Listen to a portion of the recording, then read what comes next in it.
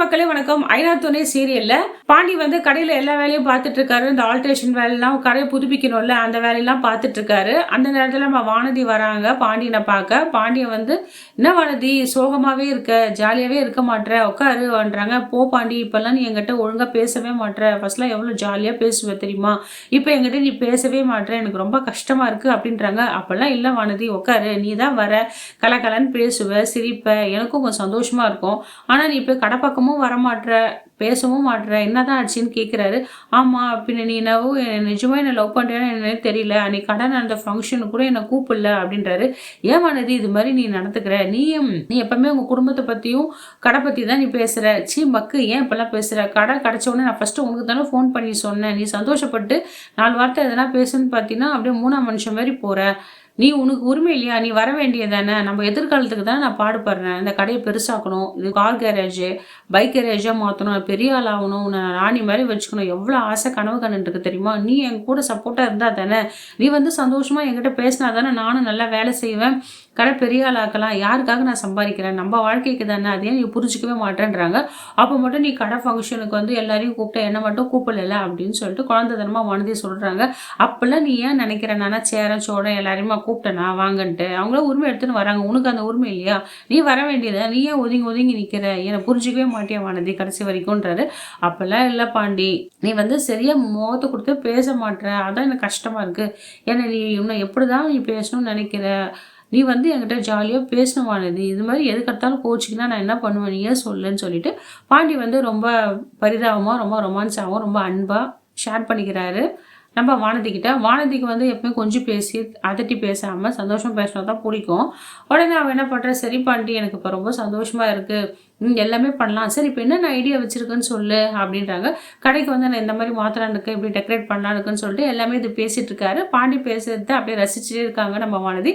உடனே என்ன பண்ணுறாங்க, ஓடி போயிட்டு நம்ம பாண்டியனை கட்டி பிடிச்சி முத்தம் கொடுத்துறாங்க, ஹக் பண்ணிகிட்டே இருக்காங்க.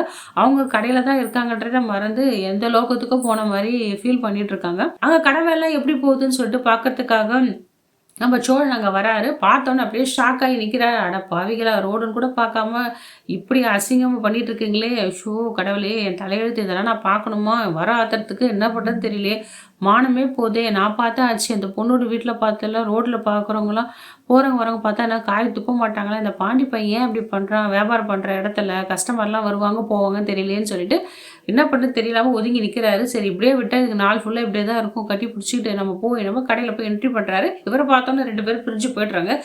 கொஞ்சமாச்சும் உங்களுக்கு இருக்காடா, ஏன்டா இந்த மாதிரிலாம் பண்ணுறீங்க, உங்கள் ரொமான்ஸ்க்கு ஒரு அளவே இல்லையா, ஏன் இது மாதிரிலாம் பண்ணி, ஷோ கடவுளே இதெல்லாம் நான் பார்க்க வேண்டியதாக இருக்கேன், நான் என்ன சொல்லுவேன்னு தெரியல, என்னை தவிர வீட்டில் எல்லாருமே சந்தோஷமாக இருக்கீங்கடா அப்படின்றாரு. அப்பெல்லாம் இல்லைன்னு சொல்லிட்டு அவங்கவுங்க ஓரமாக போய் ஒழிஞ்சிக்கிறாங்க. இங்கே வாங்க 2 பேரும் சொல்லிட்டேன், என் கண் முன்னாடி நீ தனியாக நிற்கணும், நீ தனியாக நிற்கணும், இங்கே வந்து ரொமான்ஸ் பண்ணியிருந்தீங்க வச்சுங்க, உங்களுக்கு அசிங்கமாக இல்லை பொது இடத்துல எப்படி நடந்துக்கணும்ன்ட்டு.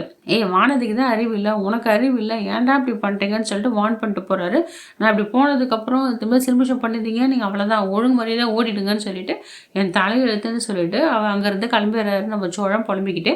சரி நம்ம அண்ணங்கிட்ட போய் கடை கன்ஸ்ட்ரக்ஷன் வேலை எப்படி நடக்குது, சரி அண்ணனை பார்த்து 4 வார்த்தை பேசிட்டு வரலான்னு அங்கே போகிறாரு. அங்கே இங்கே நடக்கிற கூத்துக்கு மேலே அங்கே இருக்குது. நம்ம அனீஷ் கிட்ட பேசுகிறாரு. அண்ணன் எங்கன்னு கேட்குறாரு. என்ன அனீஷ், அண்ணன் எங்கன்னு கேட்குறாரு. இன்னும் வேலை எதுவும் முடிக்கிற மாதிரியா, கட்டிக்கிட்டே இருக்கீங்க இந்த கட்டடத்தை, பெரிய பெரிய அப்பார்ட்மெண்ட்டெல்லாம் கட்டி முடிச்சிடுறாங்க, பார்க்குறதுக்கு சின்னதாக இருக்குது இந்த பில்டிங்கு, இன்னும் வேலை நடக்கலையேன்னு கேட்டுட்ருக்காரு. அப்போல்லாம் இல்லை பையா, வெளியில் தான் அப்படி இருக்குது, உள்ளே தான் நிறைய வேலை இருக்குது, அதான் பண்ணிகிட்ருக்கோம் அப்படின்ட்டு. அண்ணன் ரொம்ப பிஸியான்னு கேட்குறாரு. ஆமாம் பிஸி, மேலே தான் இருக்காருன்னு இவர் அண்ணன் தேடி போகிறாரு. அங்கே போய் பார்த்தா அங்கே அதுக்கு மேலே கூத்தா இருக்குது. அவரும் சேனலும் கட்டி பிடிச்சிட்டு இன்னும் முத்தம் கொடுத்துட்ருக்காங்க.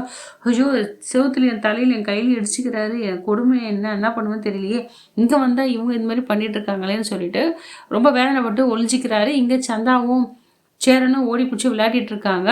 சோழனை வந்து சேரன் பார்த்துட்டு வெக்கப்பட்டு ஒளிறாரு. அண்ணா இதெல்லாம் அடுக்குமாண்ணா, புள்ள பூச்சி மாதிரி இருந்துக்கிட்டு இது அநியாயத்துக்கு இந்த மாதிரிலாம் பண்ணிட்டு இருக்கியே, ஊருக்கு உபதேசம் வந்து ஊருக்கு மட்டும்தானே, உனக்கு எதுவும் இல்லையா, எங்களுக்கெல்லாம் அட்வைஸ் பண்ணுவேன், நீ இவ்வளோ மோசமாக நடந்துக்கிறியா, நான் எங்கே போய் சொல்லுவேன்னு சொல்லிட்டு தலையிலையும் வயிற்றுலையும் அடிச்சிக்கிறாரு.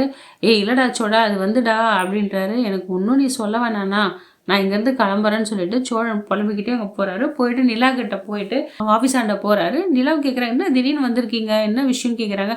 அதெல்லாம் ஒன்றும் இல்லைங்க, சும்மா உங்களை பார்க்கணும்னு தோணுச்சு, அதனால தான் வந்தேன்றாங்க. ஏங்க காலையில் தான் என்ன பார்த்தீங்க, டெய்லியும் தான் பார்க்குறீங்க, என்ன புதுசாக சொல்கிறீங்களே, என்ன விஷயம் சொல்லுங்கள். அதெல்லாம் ஒன்றும் இல்லைங்க, இந்த டீ சாப்பிடுங்கன்ட்டு 2 பேரும் டீ சாப்பிட்டே இருக்காங்க. சோழனும் சோகமாக வண்டி ஓட்டிட்டு வர்றாரு. நம்ம நிலாவும், என்னங்க எப்பவுமே தொண பேசிட்டு இருப்பீங்க, இப்போ என்னவோ முகத்தை ஒரு மாதிரியா வச்சுட்டு இருக்கீங்க, ஏதோ சொல்லணும்னு நினைக்கிறேன், என்னதான் சொல்லுங்க கேட்கலான்றாங்க. அது வந்துங்க அப்படின்றாரு. ஏங்க சொல்லுங்க வந்து போயின்றீங்கன்னு கேட்குறாங்க நிலாவும்.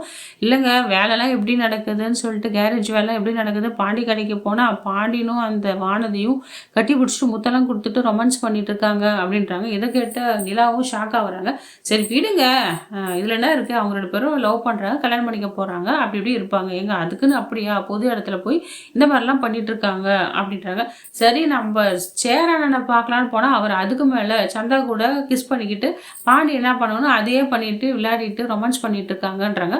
இதை கட்டி நீலா வந்து நான் நம்பவே மாட்டேங்க, பாண்டி வானதினாவோட ஓகே, நம்ம சேனல்லாம் அப்படி இருக்காது, வாய்ப்பே இல்லை, நீங்கள் பொய் சொல்லாதீங்கன்றாங்க. ஏங்க நம்மளா நம்ம மாட்டி போங்க, இதாங்க உண்மை நடந்ததுன்றாங்க. சரி விடுங்க, அவங்க 2 பேரும் பொய் பேசாதவங்க, அவங்க கல்யாணம் பண்ணிக்க போகிறாங்க, உண்மையாக இருக்காங்க. அவர் என்ன உங்களை மாதிரி என்ன ரோட்டில் வர பொண்ணு, ரோட்டில் வரவங்க போகிறவங்க எல்லாத்தையும் கடலை போட்டு எல்லாம் போட்டு பேசிகிட்டு இருக்காங்க, ட்ரூவாக லவ் பண்ணுறாங்க இருக்கிறாங்க, உங்களுக்கு எங்கே வலிக்குதுன்னு கேட்குறாங்க. ஆமாங்க, நீங்கள் என்ன சொல்ல மாட்டிங்களா, என்னை கண்டாதாங்க எல்லாரும் இப்படி எக்கத்தலமாக நினைக்கிறீங்க, என் தலையெழுத்து இதெல்லாம் பார்க்கணும் போல இருக்கே அப்படின்றாங்க. ரொம்ப வருத்தப்பட்டு ஃபீல் பண்ணி சொல்லிட்டு இருக்காங்க. நம்ம நிலாவும் ஒழுக்கமாக உண்மையாக இருந்தால் எல்லாமே நடக்குங்க அப்படின்றாங்க. சரி என்ன பண்ணுறது, எதை சொல்லியும் பிரயோஜனம் இல்லை, எல்லாம் என் தலையெழுத்துன்னு சொல்லிட்டு சோழன் வந்து வண்டி ஓட்டிகிட்டே வராரு. சோழனுக்கு வந்து மனசில் ஒரே ஆதங்கமாக பேசிட்டு வர்றாரு. ஏங்க நான் கூட தான் வந்து உங்களை விரும்புகிறேன், லவ் பண்ணுறேன்னு சொன்னேன், நீங்கள் அதுமாதிரி என்ன நினைக்கிறீங்களா, எதுக்குங்க விடுங்க அப்படின்றாரு. ஏங்க நீங்கள் சொல்லிட்டா மட்டும் ஆயிடுச்சா, எதிரிக்கு அந்த மாதிரி ஒரு ஃபீலிங்ஸ் வரணும்ல, நீங்கள் லவ் பண்ணுறேன்னு சொல்லிட்டீங்கன்னா உடனே லவ் பண்ணிடணுமா, அவங்களுக்குன்னு உங்களை பற்றி நீங்கள் என்ன உண்மையாக நேர்மையாவா இருக்கீங்க, உங்கள்கிட்ட ப்ரப்போஸ் பண்ணுறதுக்கு ஆளை மூஞ்சியம் பாரு அப்படின்னு நிலா சொல்லிட்டு போயிடுறாங்க. அப்போ அவங்க நம்ம சோழன் என்ன பண்ணுறது தெரியாமல் அப்படியே தவிச்சிட்டு ரொம்ப ஃபீலிங்ஸாக இருக்கார், சோகமாகவும் இருக்கார். நிலா வந்து உண்மையாலுமே நம்ம சோழனை விரும்புகிறாங்களா இல்லை கல்யாணம் பண்ணிப்பாங்களா என்னன்னே தெரியலங்க. ஒருவேளை ராகவ் வர ஒன் சைடாக நிலாவை விட்டுருக்காரு, அவங்க என்ன முடிவு எடுப்பாங்கன்னு தெரியல. ஒருவேளை ராகவுக்கு பச்சை கொடி காட்டிடுறாங்களா, கடைசி வரைக்கும் சோழன் வந்து நடுநிலைமை இப்படி தான் இருக்க போகிறாரான்னு தெரியல. பல்லவ எங்கே ஆளே காணும்னு தெரியல, 2-3 நாள் எபிசோட்லேயே அவர் ஆள் இல்லை. இந்த வீடியோ உங்களுக்கு பிடிச்சிருந்த மக்களை லைக் அண்ட் ஷேர் கமெண்ட் பண்ணுங்கள். அடுத்த வர வீடியோ உங்களை சந்திக்கிறேன். நன்றி, வணக்கம்.